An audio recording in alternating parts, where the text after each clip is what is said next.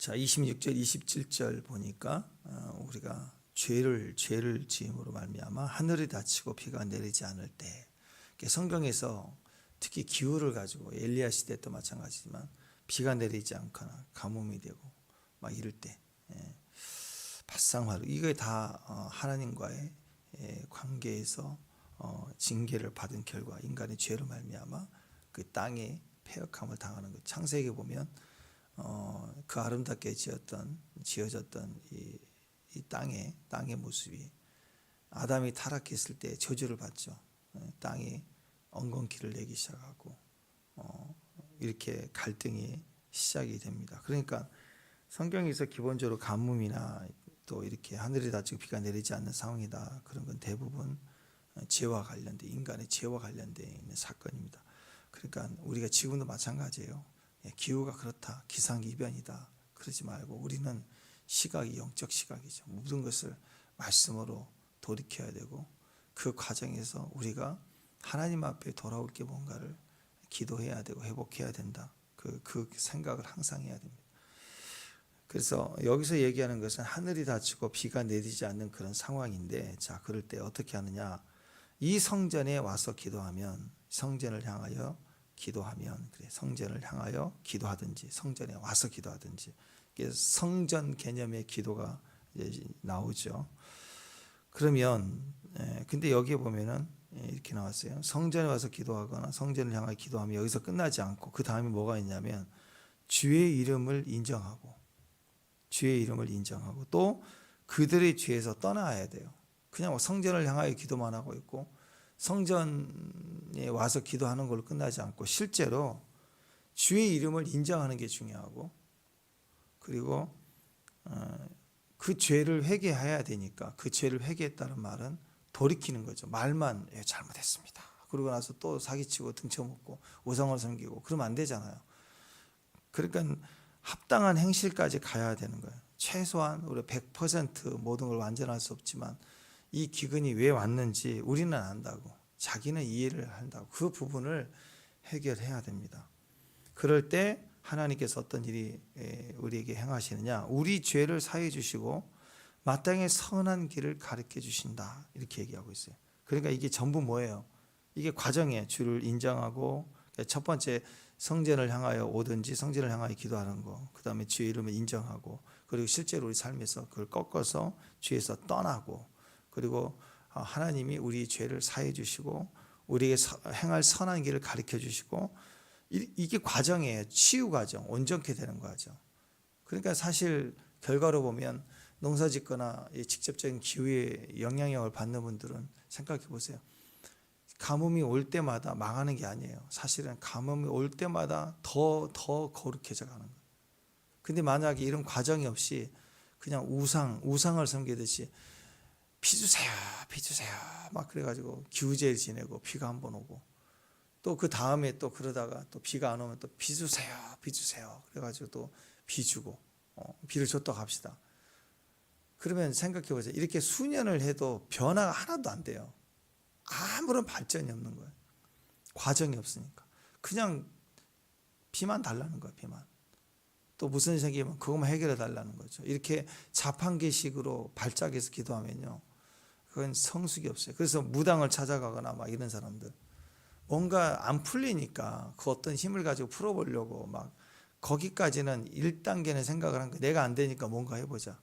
그래서 은행도 쫓아가보고 뭐 어디 어떤 프로그램이 있나 뭐 확인도 해보고 하지만 안 되거든요. 그러니까 이제 그 다음에 평소에 어리석게 생각했던 이제 점집이나 가고 이렇게 하는 거죠. 근데 그렇게 가면은 그게 성숙이 아니라니까요. 혹시 된다고 해도, 귀신이 역사했다고 해도 그건 성숙이 아니라 그 한 방 한 방만 그것만 갈짝갈짝 넘어가는 거예요. 그러니까 이걸 반복해서 무당집을 찾았다 해서 어떤 일이 매년 한 번씩 해결했다고 해도 그건 인간의 성숙이 될 수가 없어요. 근데 성도들은 주님 앞에 나아가는 거예요. 그래서 그 비가 해결될 수도 있지만 해결이 안 되는 경우도 있죠. 어떤 사람은 IMF나 아니면 코로나 시기에 팬데믹이 와서 어려워지는 걸 통해서 또 사업이 잘 될 수도 있지만, 사업이 안 되고 망한 걸로 인해서 전향이 되고 다른 걸 시작했다가 더 잘 되는 경우도 있고 그래요. 그래서 어떤 경우는 안 돼요. 안 돼도 중요한 건 이건 하나님 앞에 나아가는 거야. 그래서 하나님을 더 향하게 하고 주님 앞에 나아가면 비록 그게 때로는 안 될 수도 있어요. 오히려 폐업할 수도 있고 망할 수도 있고 병이 생길 수도 있지만 과정이 성립된 거예요. 주 앞에 나아가면 뭔가 우리 안에 우리 죄를 용서해 주시고 우리에게 행할 선한 길을 알려주시고 깨닫게 하고 주님을 알게 되고 이런 과정이 있으면 그 답이 해답이 내가 원하는 그 결과는 아닐 수 있어요. 그렇지만 계속 성숙해져 가는 과정이 되는 거예요. 그래서 그 다음으로 이어질 때 치유되고 회복되고 온전되는 이런 단계들이 지나가게 될 때 그 결과로 주의 백성에게 기업으로 주신 주의 땅에 비를 내리주신다. 오늘 이 말씀이 그렇게 얘기하고 있다. 그러니까 반드시 우리에게 이 어려움을 왜 허락하시는가? 과정이에요, 과정. 이렇게 했더니 이렇게 된다. 저렇게 했더니 저렇게 했다. 하고 막 이렇게 발작하고 기도하는 게 아니라 내가 해야 될 이 과정들을 철저히 주의 이름을 더 인정하는 거. 회개하고 인정하고 돌이키는 거. 그리고 또 나아가는 거예요. 결과는 상관없어요. 하나님이 주신 모든 건 다 우리에게 선해요. 아멘. 제가 늘 얘기해요. 사기꾼은 우리에게 준 건 아무리 좋은 선물 보내주고 뭐 좋은 기회를 준 것 같아도 다 잘못된 거. 그 다음에 이유가 있어요. 그렇게 한 이유가. 근데 하나님은 우리에게 때로는 어려움도 또는 질병도 막힘도 무너짐도 우리에게 허용하실 때가 있다. 일부러 허락하실 때가 있다. 사도 바울이 그랬죠. 대표적 육체의 가시. 그러니까 그게 더 유익하고 강하게 했다라는 거예요. 때로는 기뻐해야 돼. 때로는 내게 너무 답답한 이 문제를 아직도 해결되지 않도록 몇 년째 이 문제가 있다. 이 마음에 문제가 있다. 눌림이 있다고 막 기뻐해야 돼요. 그것을 이겨 깨부시려고 하지 마세요. 하나님이 하시는 일은 때로 연단의 시간에 우리에게 어느 정도 허락하실 때가 있어요. 그렇지만 시간이 지나면 다 하나님 지나가게 하세요. 1년 전에 그렇게 힘들었던 거 지금 별로 지금까지 붙들고 있는 게 거의 없어지는 경우 많아요. 근데 지금까지 계속 짐을 지고 있다. 육체의 가시와 같이 질병이든 정신적인 질병이든 영적인 질병이든 그 문제가 있다면 그것은 이유가 있는 거예요. 그걸 통해서 나를 더 강하게 해주시는 거예요. 그 어려움이 없었으면 우리는 딴 데 가 있을 수도 있어요. 이 새벽에. 그것 때문에 지금도 계속 짊어지고 있어야 되는 고통인데 견딜만 해요. 이제. 그때는 잠 못 자고 죽을 것 같아도 그런 것들이 지금 나를 강하게 하고 있다고. 그러니까 없애려고 부인하려고 하지 말고 그냥 안고 가는 거예요. 안고 가는 거예요. 포기하지 말고. 그것 때문에 또 기도하고 그것 때문에 엎드리고 그럴 때 그게 과정이 있는 사람이 되는 거라고. 주님을 찾으면 과정이 있어요.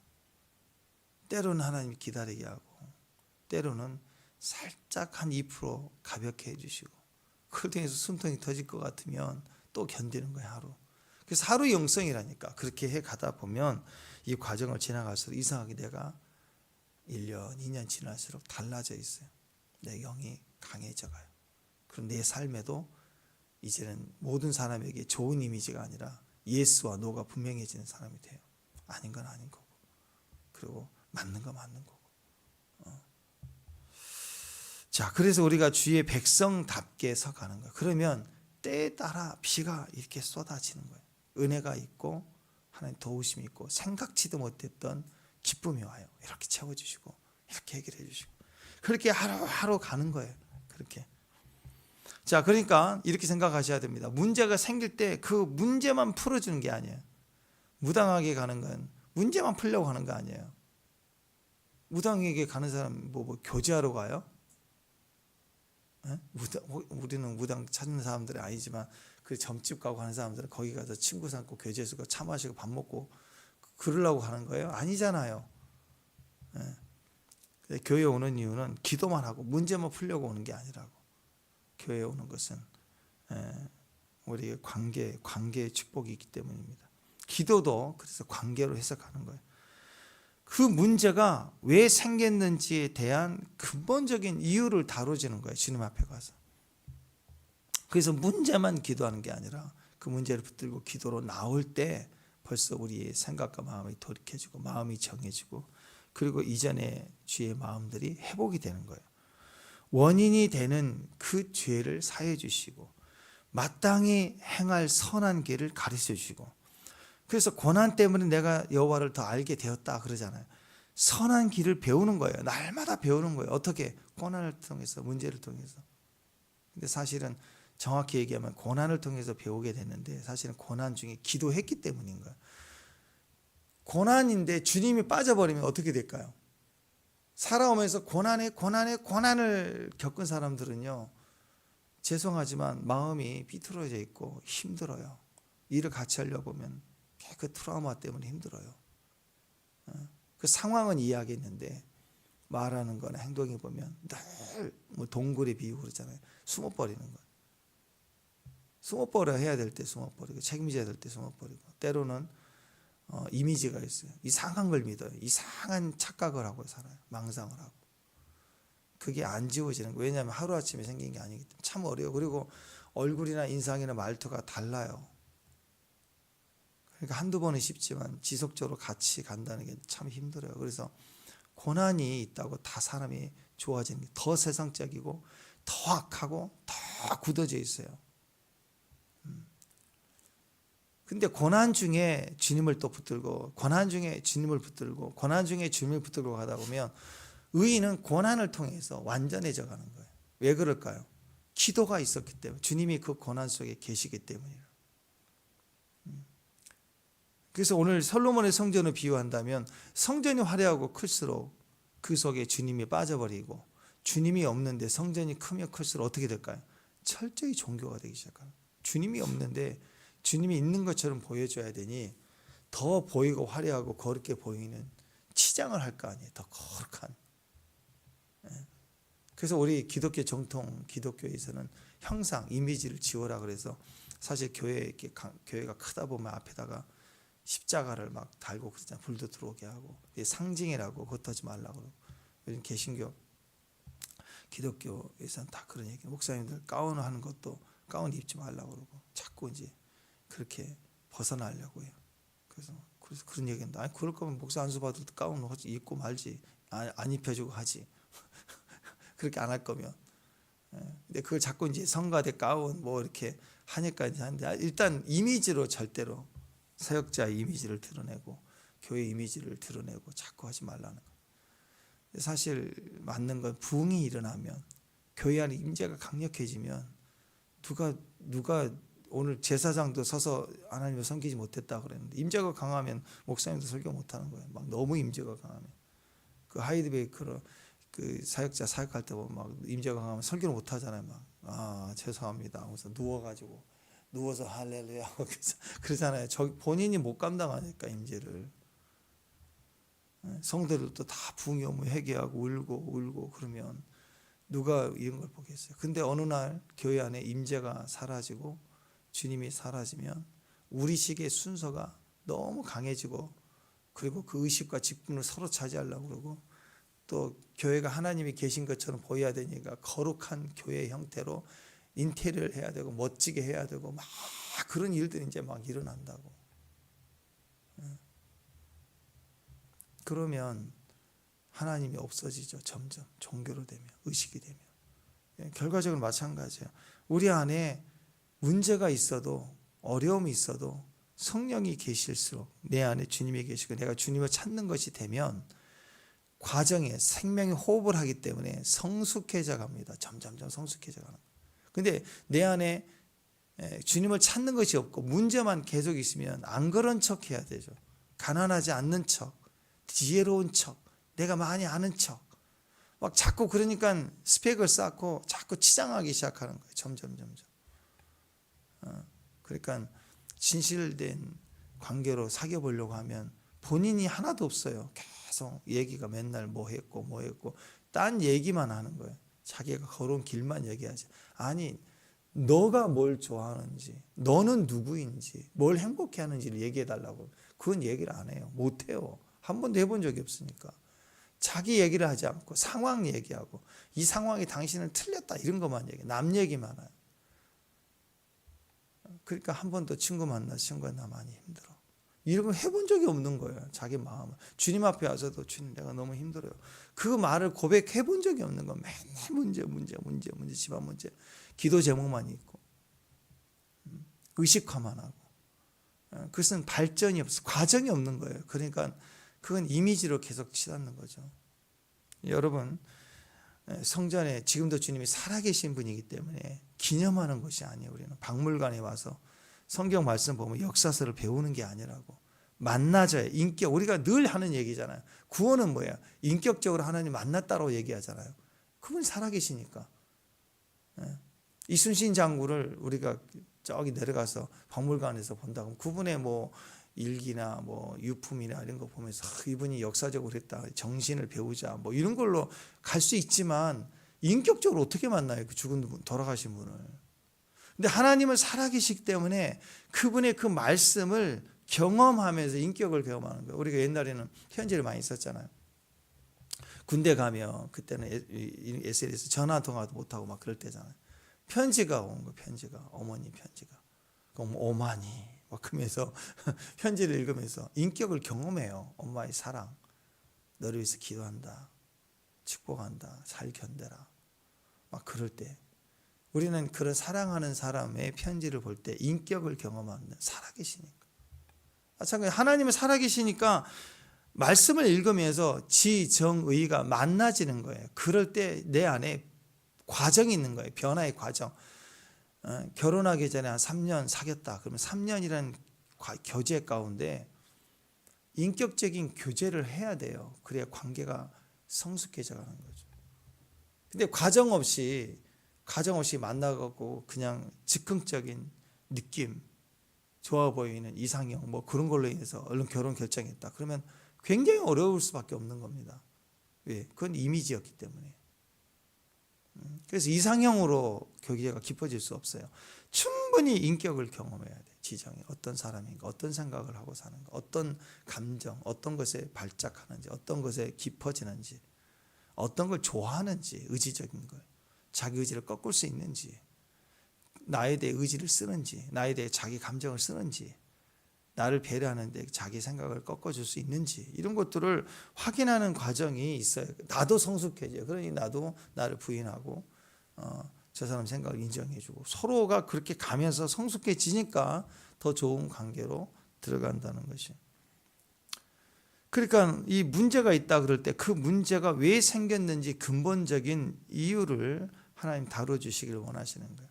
그리고 이유를 알게 하실 때 그리고 우리가 돌이킬 때 마땅히 선한 길까지 가르쳐 주시고 그리고 그 고난 때문에 우리가 선한 길을 배우게 되니까 그 다음에 이제 과정을 졸업하니까 비를 주시는 결과가 떨어지는 거예요. 결과가.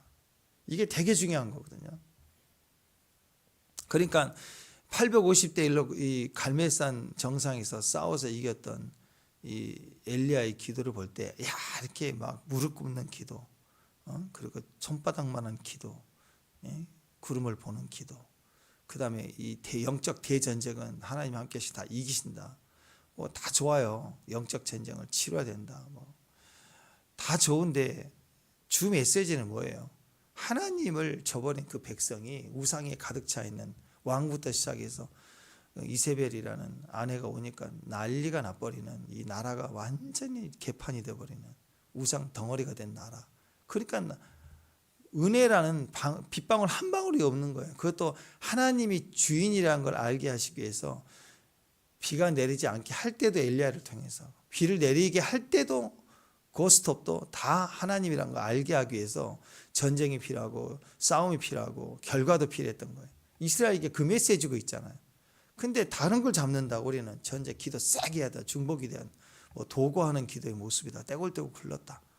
다 좋아요. 다 좋은데 엘리야가 남자지만 두 무릎 사이에 얼굴을 대고 손 들고 찬양하고 기도한 게 아니라 엎드려서 해산하는 기도를 했다.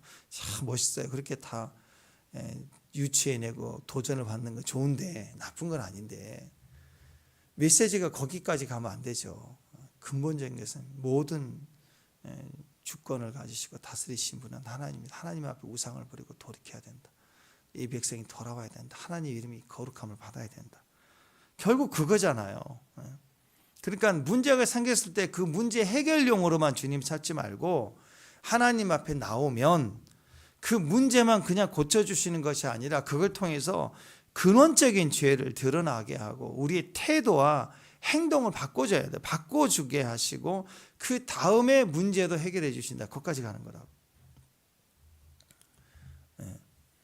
또 기근, 뭐 비만이 아니라 전염병, 재앙, 질병이 올 때도 28절에서 30절까지 마찬가지 똑같아요. 다 똑같아요. 다 재앙, 질병, 전염병 이런 거 올 때.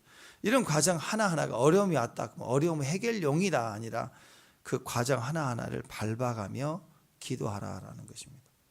그러니까 이 성전기도 성전을 향하여 또 성전 안에 와서 기도할 때 들어주세요. 그러면 땡이 그렇게만 기도를 솔로몬이 했다면 그렇지 이게 도깨비 방망이만 교회 오면 다 해결되네. 무슨 일만 생기면 교회 와서 기도하지 뭐 교회를 향하여 기도하지 그럼 땡이네. 이렇게만 가버리면 뭐 얼마나 좋아요. 산천초목이 좋을 때 가을바람 날 때 텐트 메고 산의 정상에 올라가서 여기 SNS 너무 잘 되는데 새벽 예배도 다 같이 드리고 주일날도 다 다닐 때 다 다니면서 이동 중에도 예배 잘 드릴 수 있고 막 이렇게 생각해 보세요. 그건 예배가 아니죠. 마치 뭐가 같냐면 그분의 절대적인 은혜와 사랑 속에 예수를 영접해서 구원을 받았다. 완전한 구원이다. 하나님 구원이 취소되지 않는다. 그게 완전한 영원성인 걸 우리가 믿지만 그걸 이용한다. 그러면 죄를 다 지어도 괜찮겠네. 이제 이렇게 논리를 가져간다면 그건 과정이 없는 거죠. 성경에 나와 있는 어떤 구절을 자기대로 해석해서 거기에 걸리지 않는 것을 마음대로 살아도 되는 것처럼 하면 말씀을 이용하는 거예요. 그러니까 세상 법도 마찬가지입니다. 사람들 얼마나 악했느냐. 세상에서 이런 죄를 지면 몇 조에 의해서 무슨 벌금을 내고 그 다음에 이제 이렇게 뭐 몇 년을 형을 받는다 이렇게 정해져 있으면 그건 하지 말라는 거잖아요. 그럼 굳이 그것만이 아니라 그와 비슷한 그런 그 형법에 의해서 그런 죄를 지으면 안 된다는 것을 우리에게 조목조목 얘기를 해주고 있는 거잖아요. 그러면 그 의도를 알고 우리가 같은 한 국민으로 가족이니까 그 사회성을 가지고 살아야 된다고. 근데 사람들은 뭐라고 그러냐면 그 문구에 이름이 안 들어가면 해도 되는 줄 알아요. 그래서 예전에 그런 게 되게 많았다고요. 그 뭐 학교 초등학교 앞에 무슨 마사지샵 뭐 몇 미터 안에 못하게 있잖아요. 그런 거 퇴폐 뭐 해서 술집 뭐 학교 앞에 초등학교 몇 미터 앞에 못하게 이렇게 한다고. 그러면 그게 나와 있지 않는 그 당시 옛날에 무슨 일본 신종 무슨 방문화 있어요. 퇴폐 방문화. 무슨 룸 무슨 방. 그건 안 나온 거예요. 법이 제정이 아직 안 된 거예요. 그러면 그걸 막 해. 기자가 취재를 이건 분명히 애들한테 안 좋고 똑같은 음란에 속한 것인데 이건 법이 제정이 안 되니까 해도 되는지 알고 막 허가를 받아가지고 한다고. 그게 사람의 사고가 안 걸리면 되는 거예요. 이거 안 걸리면 해도 되는 줄 아는 거예요. 그런 식이면 이 사회가 정상적인 사회가 되겠네요. 엄마 말을 잘 듣는다. 그럼 엄마가 아이들에게 이거 해 저거 해 그러면 했잖아 하란 거. 그리고 난 나머지는 마음대로 해. 그건 얘기 안 했다 이거야. 그런 식이면 이 아이가 정상적으로 잘 자라겠냐고요. 생각해 보세요.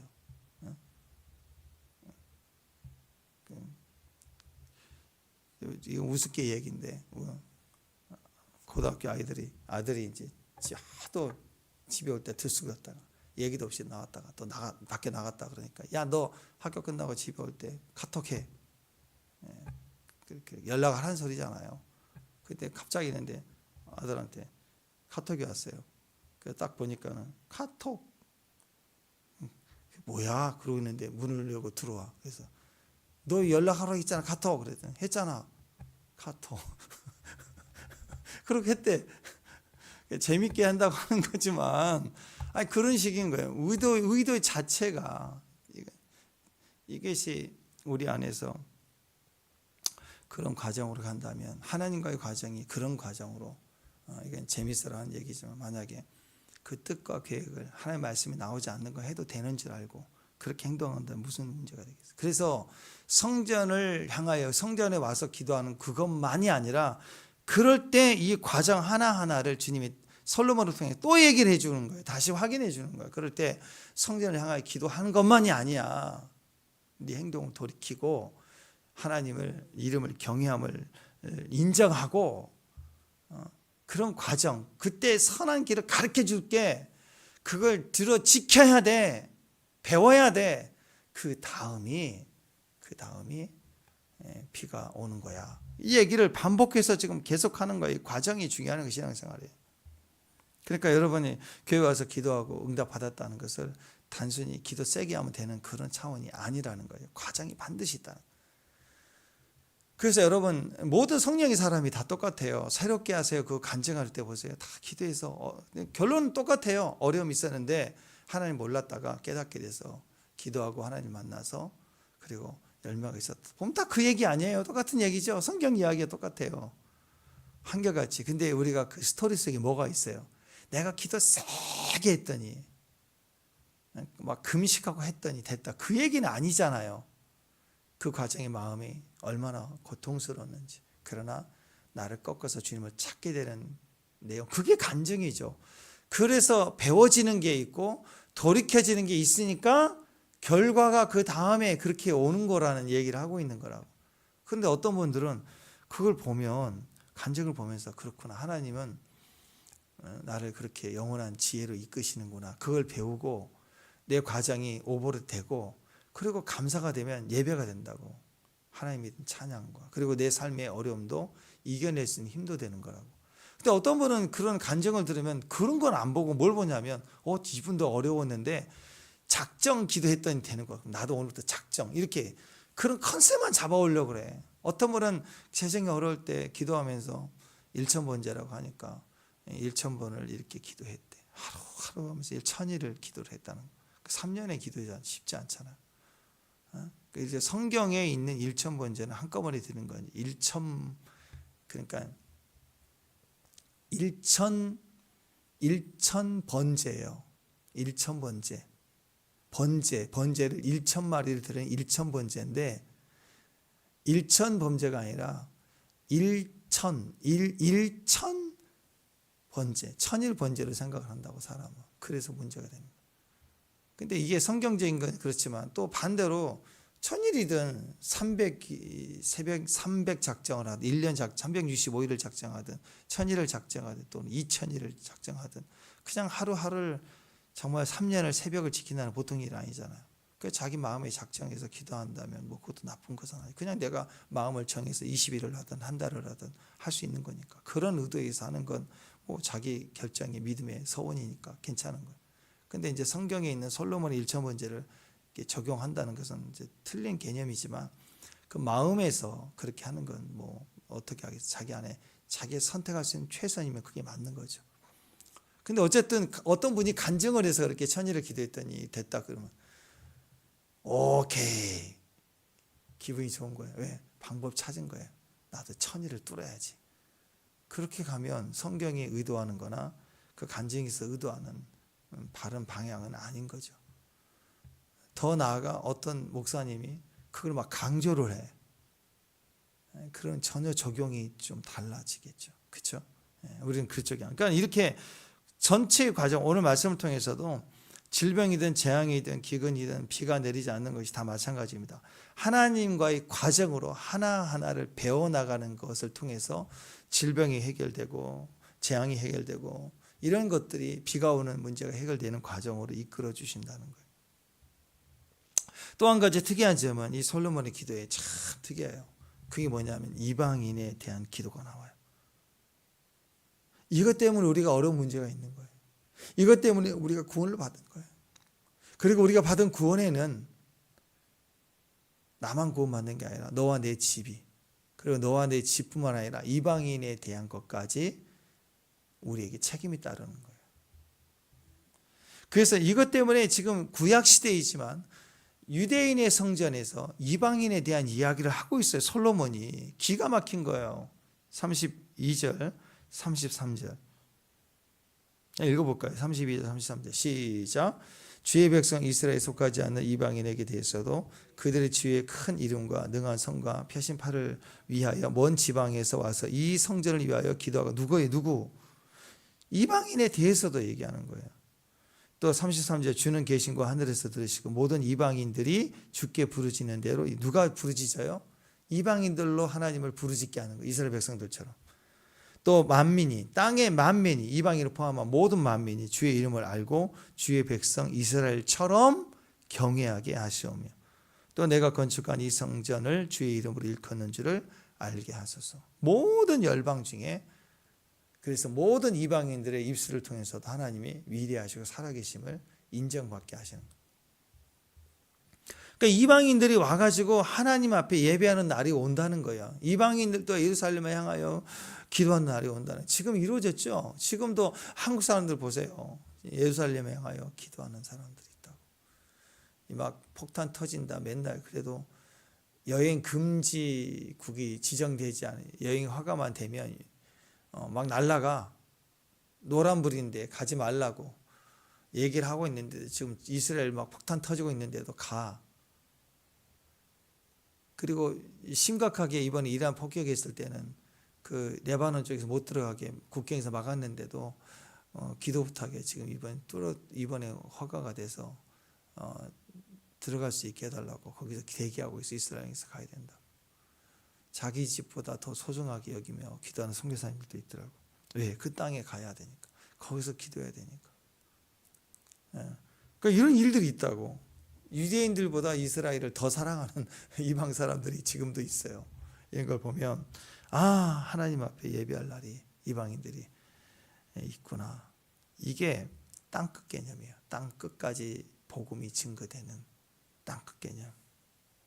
더 확대돼서 사람의 개념으로 땅끝이지만 확대되면 인간의 회복은 우리의 회복과 우리 가정과 민족의 회복을 넘어서서 땅끝까지 이루는 거고 땅끝까지 이루어졌다는 것은 자연의 세계까지 이루어진 통치를 말해요. 그러니까 지금 자연 세계가 난리를 치고 몸부림치고 기후변화 난리가 치는 이유 중에 하나는 인간에게 있어요. 분명히 세상으로도 인간이 만들고 인간이 이렇게 조정해가는 이 개발로 인해서 이루어진다고 얘기를 하잖아요. 다 이건 누구든지 상식적으로 하잖아요.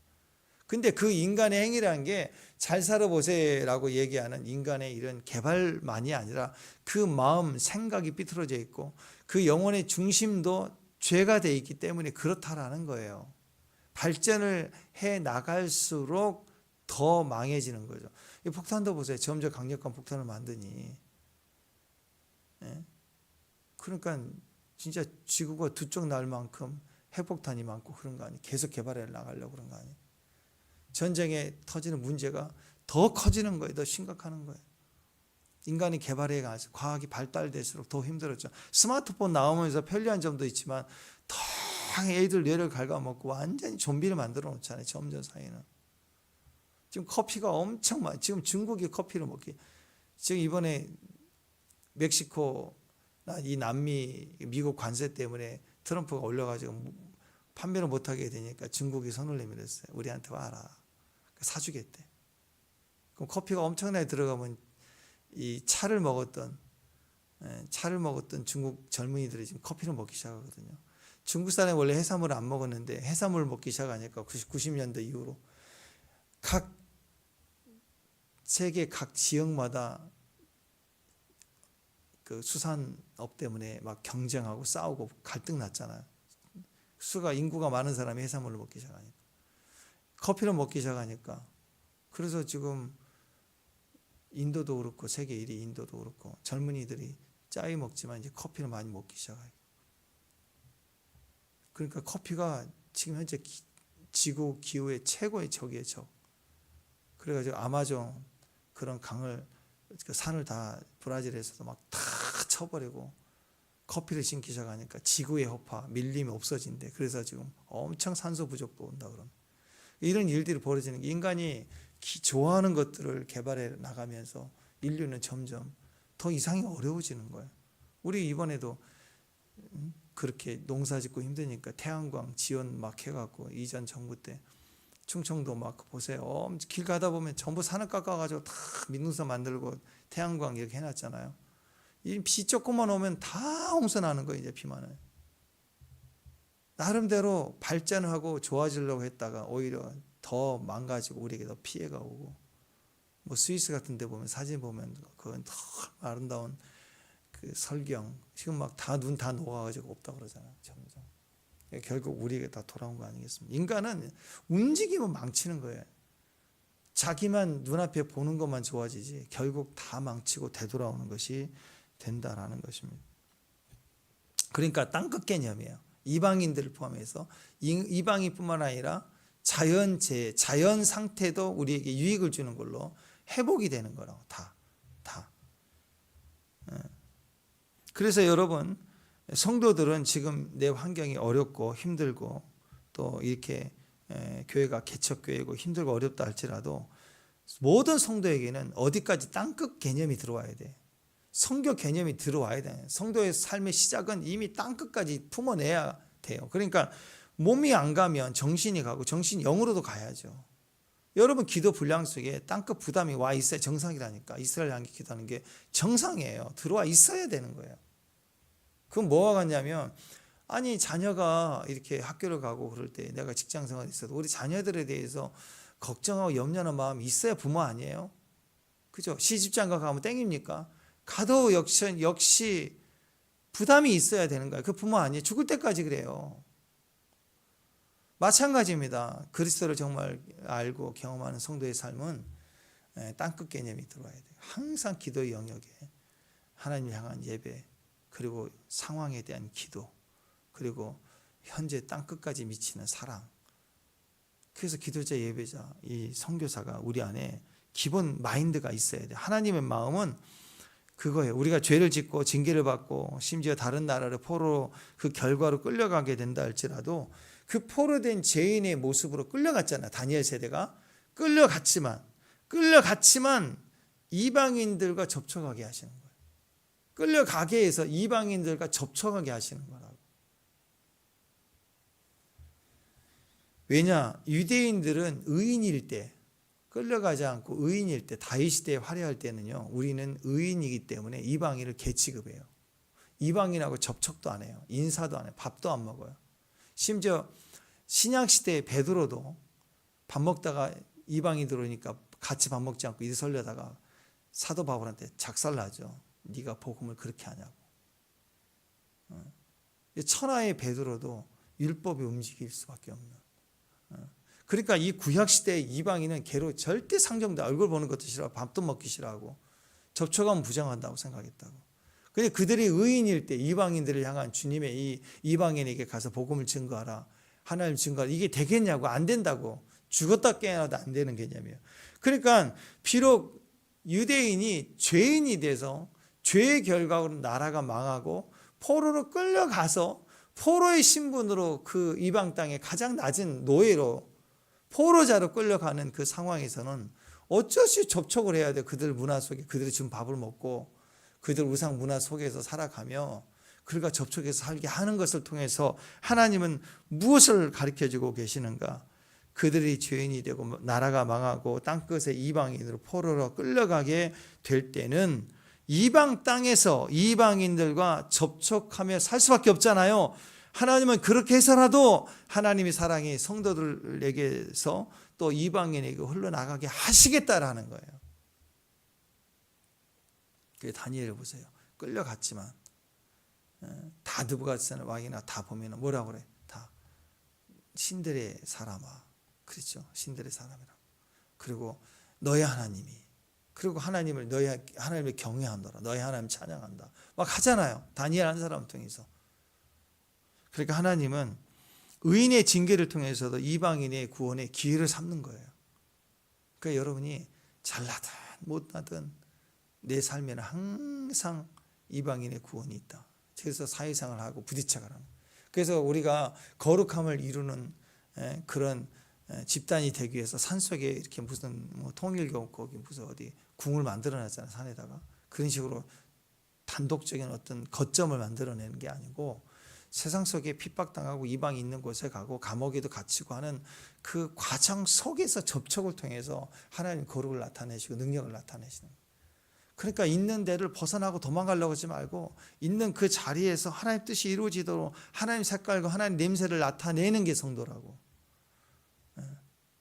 내가 잘나고 똑똑해서 하나님 영광할 때, 야, 하나님 믿으면 저렇게 되는구나. 그렇게 해서 이방인에게 영향을 주는 것만 생각하면 안 돼요. 내가 고난 중에 아픈 과정인데도 아팠는데 나를 불쌍히 여기는 주변 사람들에게 아픈 몸을 통해서 하나님 증거된다니까요. 잘된 것만이 아니라고. 어렵고 힘들어도. 그래서 우리는 죄인데, 모습이면 죄인데, 우리가 사실 죄인이 있잖아요. 아직도 우리는 연약하잖아요. 그러니까 그 속에서도 땅끝 개념이 들어와야 돼. 이방인을 품는 기도를 해야 된다고. 솔로몬도 그 얘기를 하고 있습니다. 그러니까 우리가 성전 기도, 성전 예배를 통해서 성교 가서도 거기서 뭐 해야 돼? 예배하고 기도하는 거예요. 그러니까 그것이 지례가 되는 거예요. 지례를 매설해 놓고 예배를 드리고 오고 기도를 뿌려놓고 오고, 그게 지례가 된다고. 그러면 이방인들에게 그 땅에서 그게 터진다고. 그럼 그때 모든 이방인들이 주께 부르짖게 된다라는, 그걸 통해서 이스라엘 백성처럼 그들도 하나님을 경외하게 된다라는 거예요. 그래서 여러분, 솔로몬의 이 지례를 매설하는 기도, 여기에는 우주적 하나님의 구원의 역사까지 다 기도하고 있어요. 피조물 세계까지, 환경까지 그 아름다움을 찬양하는 이 백성들이 주 앞에 돌아올 것을 기대하고, 그리고 지례를 매설하고 기도하고 있다. 솔로몬이 이미 구약 시대인데 벌써 이걸 하고 있었다고.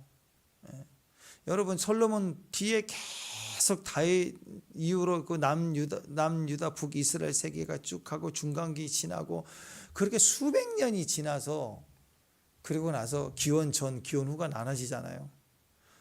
기원 전 기원 후 나눠, 예수님 십자가에 달리실 때 이 한반도는요 이제 고조선 시대예요. 그러니까 솔로몬 시대는 엄청 오래된 시대 아니에요. 근데 이미 그때 우리의 구원가를 포함하는 기도를 솔로몬이 그 시대에 이미 성전 기도에도 박아놨다고, 매설해놨다고. 그러니까 여러분, 우리는 이게 선교라는 걸 알아야 됩니다. 마지막 절망 가운데 아무것도 없는 상황 속에서도 그냥 가가지고 말씀 뿌리고 기도 뿌리고 예배 뿌리고 오는 거라고. 예배하고 기도하면 솔로몬처럼 무릎 꿇고 두 손 들고 계속해서 또 가고 또 가고 또 가고 해서 뭐 해야 돼? 그 땅에다가 지뢰를 모세라고, 지뢰를 매설하고 지뢰를 매설하고 뿌려놓고 오는 거라고. 말씀이 뿌려지면 분명히 그 말씀을 붙든 자들이 나온다고. 붙드는 자들이 나오게 됐어요. 하나님 위에서 나간 말씀은 반드시 손으로 돌아오게 돼. 손길로 돌아오게 돼. 말씀을 뿌려야 돼. 가정에다 지뢰를 매설하고, 교회에다 지뢰를 매설하고, 계속 뿌려가야 되는 거예요. 이사야 55장 9절 이하를 보면, 이는 하늘이 땅보다 높음 같이 내 길은 너희 길보다 높으며 내 생각은 너희 생각보다 높다. 더 크다, 위대하다, 그거죠. 이는 비와 눈이 하늘에서부터 내려와, 하늘에서 비와 눈이 내려오면 다시 올라가, 중간에 올라가 이제 다시 올라간 일이 없다 이거예요. 반드시 땅을 적신대요. 그리고 소출을 나게 하고 싹이 나게 하고 파장한 자에게 종자를 주어 먹게 한대요. 양식을 주게 한대요. 내 입에서 나가는 말도 헛되이 내게로 다시 돌아오지 않는다. 나의 기뻐하는 뜻을 이룬다. 내가 보낸 일에 형통한다. 그러니까 지뢰를 매설해 놓으면 반드시 터진대요. 불량품이 없어요. 하나님의 지뢰는. 인간의 지뢰는 불량품이 있어. 근데 하나님의 지뢰는 절대 불량품이 없어.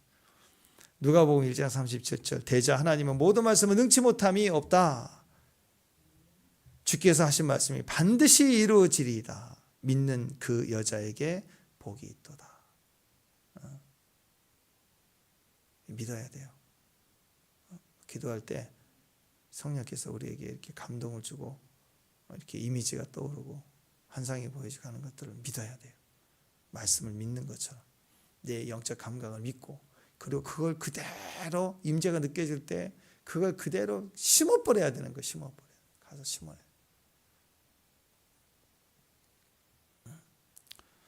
그래서 우선들을 향한 기도의 씨앗, 믿음의 씨앗을 뿌리고 열매를 결실하는 것, 핵심이 성전 기도입니다. 여러분, 이렇게 성전을 향하여 그런 마음을, 구시점을 가지고 우리가 기도할 수 있는, 또 승리할 수 있는, 또 자녀, 특별히 우리 자녀 세대를 위해서 기도를 뿌려놓고 지뢰를 매설할 수 있는 저와 여러분 됐으면 좋겠습니다. 기도하겠습니다. 하나님 감사합니다. 솔로몬의 지뢰 매설 기도 이와 같이 케이스 바이 케이스 하나하나 상황을 주님 앞에 또 믿음으로 하나님의 이름을 사용해서 우리 자녀들 세대에 일어날 축복으로 저 이방 땅끝까지 포함된 주의 강력한 능력과 사랑을 심어놓을 수 있는 귀한 기도의 축복 허락해 주옵소서. 예수님 이름으로 기도합니다.